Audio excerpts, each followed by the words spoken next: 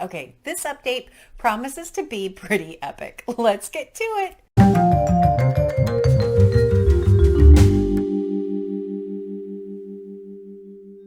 Hi everyone, I'm Sandy and welcome back to my channel. Today I have 1001 book countdown for you. Very happy about this one as I've been working on a challenge of reading 30 books in 30 days. I anticipate that this will have a large update for you. First, if you're not familiar with 1001 Book Countdown, I will leave a card up here for you where you can go and check out the original video. But basically, it's book reviews where I'm reading books off of the 1001 books you must read before you die list, and I'm slowly making my way through that particular project. It is a massive project that is a passion project of mine that will take a large number of years, and I just started documenting my way on book 2 a couple years ago. So why do I anticipate that this will be a good update? I don't actually know yet at the time I'm filming this intro how many books I'll have, because what I've decided to do is record some of the books as I go through the week, anticipating a large update, and I don't want to forget the things I want to say about the books that I read earlier in the week. So that's why I don't actually know at the point of filming this how many books I have in this update. But with that, what we'll go ahead and do is put up the numbers, which are 867, which is my grand total, and 32, I believe is the number, which every year at the beginning of the year, I pre-select 52 books that I try and focus on throughout the year to try and get that number to 0. I have not been successful, but I'm working on it. I'm hoping this 30 books in 30 days challenge gets me a heck of a lot closer to that particular goal. So we'll see. We'll see what it looks like at the end of September. But hopefully you can consider giving me a subscribe and sticking around and seeing how far I make it on this massive project. But the first book that I'm going to talk about today is actually this one, The Driver's Seat by Muriel Spark. I had not read a Muriel Spark novel before this. And I'm going to say I wasn't disappointed, though it was a lot darker than I anticipated. This book was originally published in 1970 and does have an adaptation starring Elizabeth Taylor, which really makes me want to go watch the adaptation.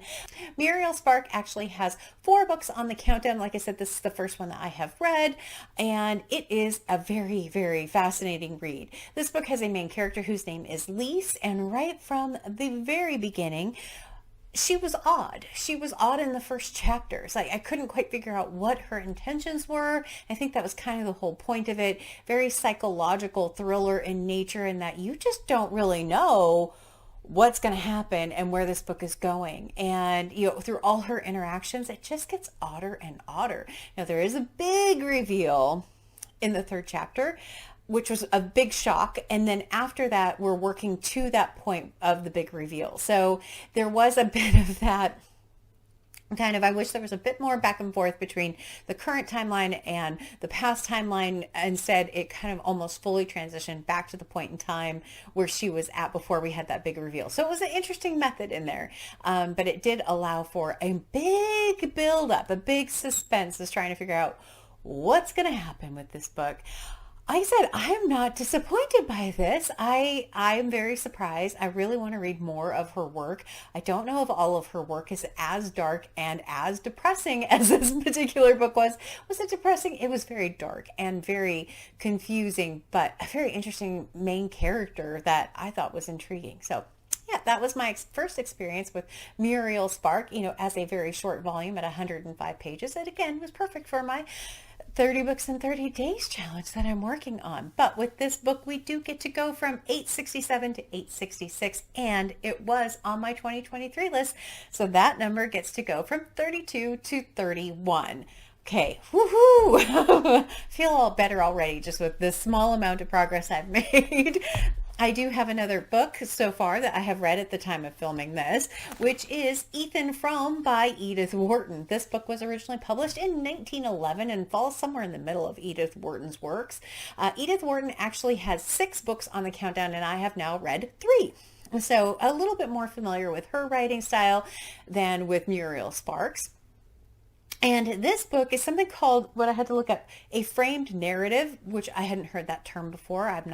Didn't go to school for literature, so bear with me. But it starts off with an introduction that sets up the narrative going forward. So we learn a lot about Ethan Frome in the introduction. And right from the very get-go, he just comes across as a very solemn, depressing individual who feels like he has been beaten up by whatever has happened. You know that there's something that happens to him, but not what it is at that particular point in time. He ends up the person that he is doing the framed narrative in the introduction ends up staying at Ethan Frome's house overnight, and we get kind of a flashback to the time that is setting up everything that has happened to Ethan Frome. Ethan is a very complicated individual who has had a lot of things thrown his way that were not his fault, and then some things that, he did to himself, and he is just a tragic figure in this. And yeah, I can't say if I really liked him. I don't like a lot of the choices he made. I think there's some really devious characters in this book, and then at a point, this book goes in a completely different direction, and it is a bit shocking in there what happens. But overall, wow, Edith Wharton can really spin a good tale. I think I said that in my short that I did as well. But very, very interesting, very depressing book as well. He was a very sad character for me. I feel for him, and like where his life went was just like, oh, honey. Oh, no.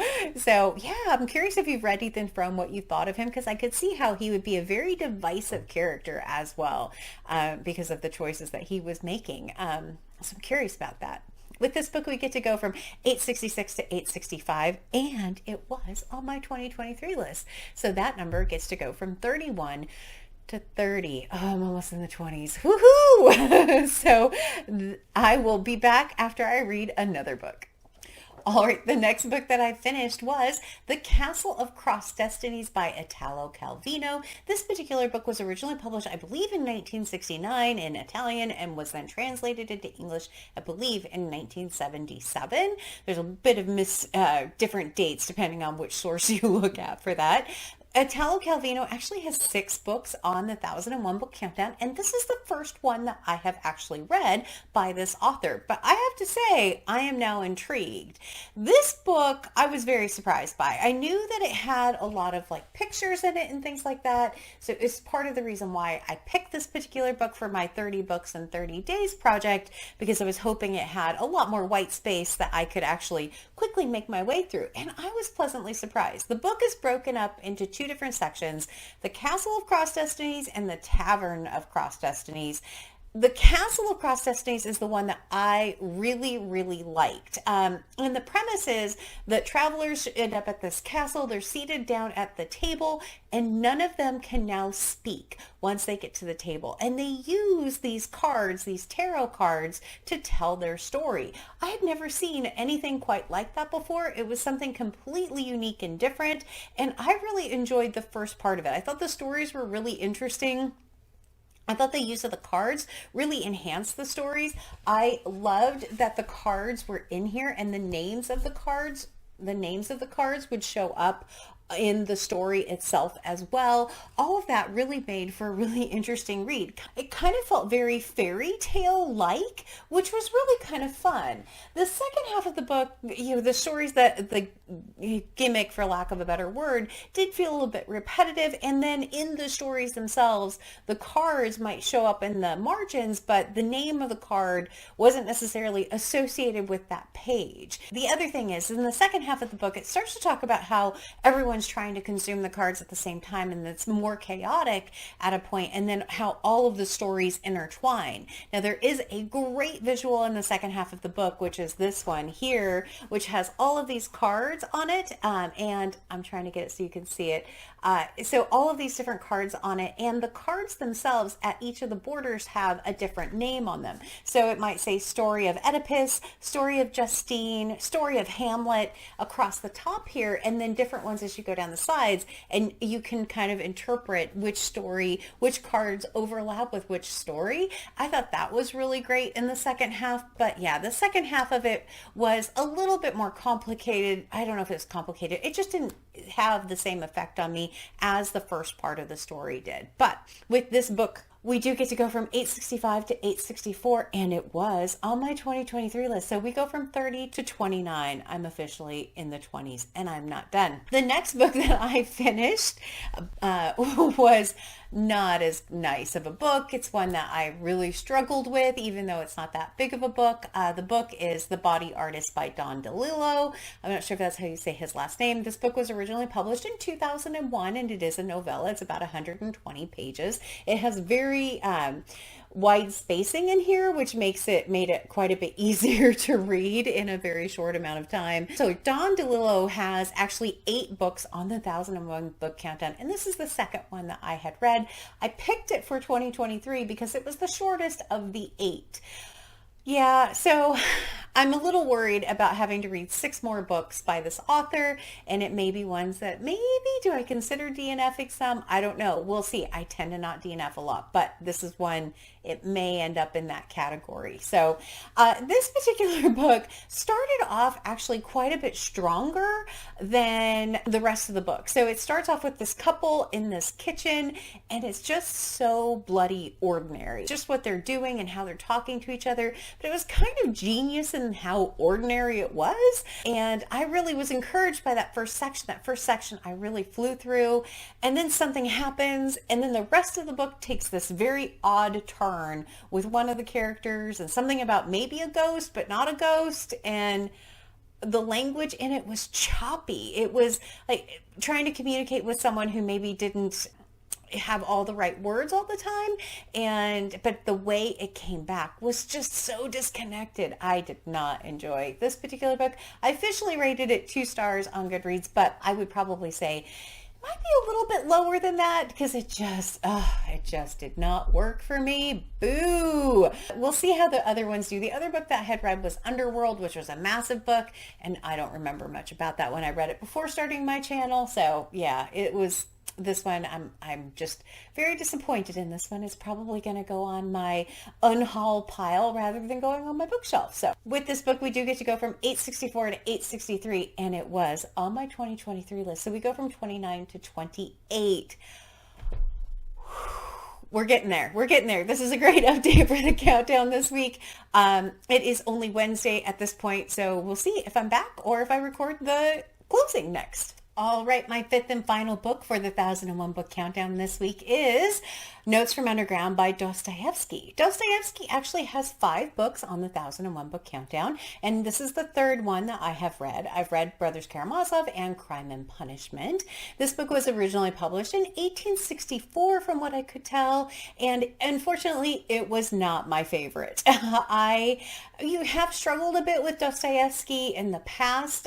There were parts of Crime and Punishment that I loved, parts of the Brothers Karamazov that I loved. I loved when he was having his characters interact and discuss and have dialogue. And this book has none of that. It is all the things I don't like about Crime and Punishment and the Brothers Karamazov all rolled into 120-page little novella. This book is very, very small, not only in number of page count, but also in just size of the book. You can kind of tell from how I'm holding it that it is tiny.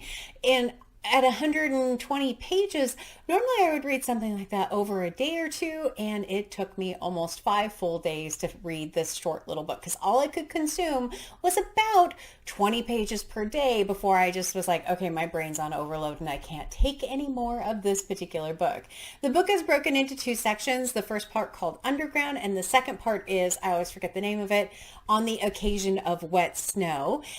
The first part has all 100% just almost like a monologue of a character, an unnamed character, going through kind of a confession, and I just don't like that style of writing very much. It doesn't appeal to me personally. I couldn't get past the style enough to really care about what the character was saying, which is really too bad. The second half is more of a remembrance kind of a piece of it.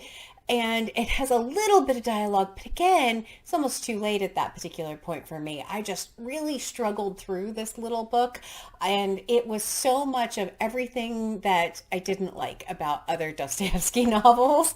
And this is very, very highly rated on Goodreads. I think it's 4 point something out there, which is a pretty high rating. It just unfortunately didn't work for me. I think that this is one of those authors that I feel like I'm not smart enough to understand what they're trying to do. And it's really too bad because I want to love Dostoyevsky. I want to love his writing.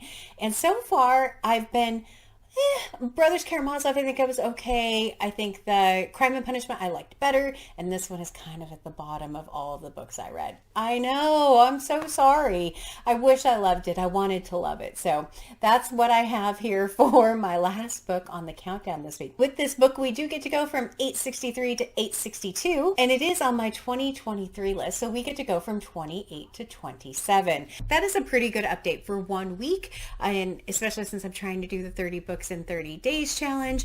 I am not disappointed with where I'm at. I think some of the books that I selected have been really tough, but these are the 5 that I have for this countdown this week.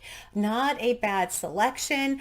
I really need to pick something a bit lighter next because a lot of these have been really complicated and really heavy. So we'll see what I end up picking up coming up. I do have a few books set aside. The first one is this one, Wide Sargasso Sea by Jean Rhys. This is my book club pick for August, and I haven't started it yet. So this one, oh, that's not true. I started it today, but I've only read a very small amount of this book. I really need to get on this particular one. I also have Siddhartha by Hermann Hesse, and I will be doing this as a buddy read with my friend Ann Novella. I will leave her channel linked in the description below for you. You should definitely go and check her out. She's very, very smart. I love her videos. But I will be reading this particular book coming up starting Saturday, the day this video goes live. The other book that's really kind of calling to me right now is this one, The Parable of the Blind by Gert Hoffman, and primarily because I did a little bit of research about the painting that's on the front of this book, and it has to do with the blind leading the blind, and I'm really kind of interested about that particular concept. So those are 3 right now that are calling to me a little bit. I still have all the ones I showed last week. I have The Awakening. I have many others to pick from. I don't know. We'll see. Trying to get a little bit ahead. If I can have a little bit of a cushion, I do. I definitely fare a little bit better with the 30 books in 30 days. But that's what I have for my countdown today. Have you read any of these books? Please leave me a comment down below. I would love to hear from you. And yeah, that's kind of how it's going right now. But as always, like, comment, and subscribe. And until next time, everyone, thanks. Bye.